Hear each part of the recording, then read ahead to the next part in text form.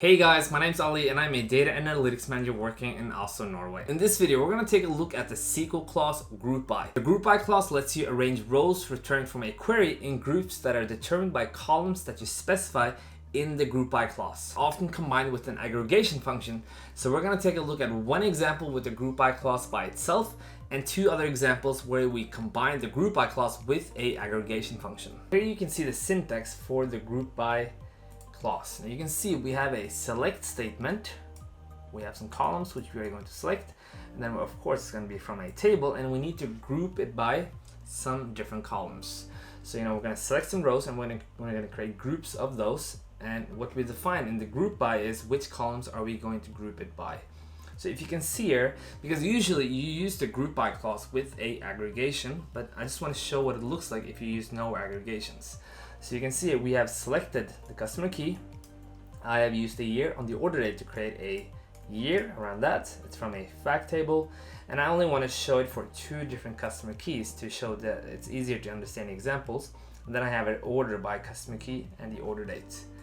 So if you see here, this gives us 12 rows. You can see we have 12 rows. So what it's doing now, is one customer key for each order year. So the customer has made some sort of order in through different years. That's what you're seeing here. Now, when I comment in the group by, what's going to happen? It is going to take the customer key and the order year, and then it's going to group each customer key into the order year. But what happens is that it is going to make a unique combination of the two different columns, so we will have a lot fewer rows. It is basically making a distinct row of the combinations between the customer key and the order year, and you'll see how it becomes a lot more useful when you have a aggregation function in here.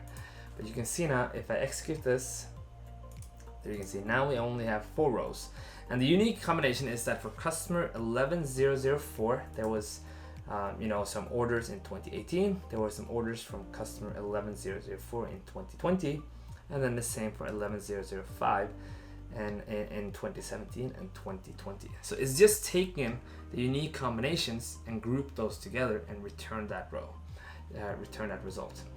Now what I can also do, just to show you guys, if I do select distinct and I remove the group by, it is going to give me the exact same thing. It is basically the same because it is creating unique combinations and only returning those unique combinations back because of the group by.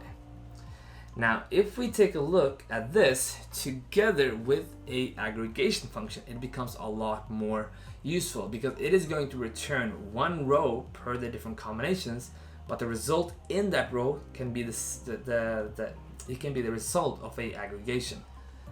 So let's go to this one. Now here you can see I have the customer key. I am counting the customer key as number of orders because there's one customer key in the fact table for each row where there's an order, and they have been done per each year.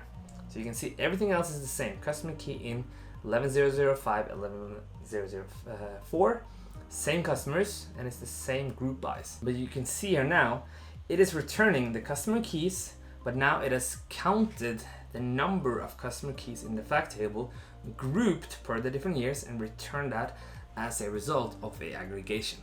That is why you now have one order by customer key in 2018, 5 orders in 2020.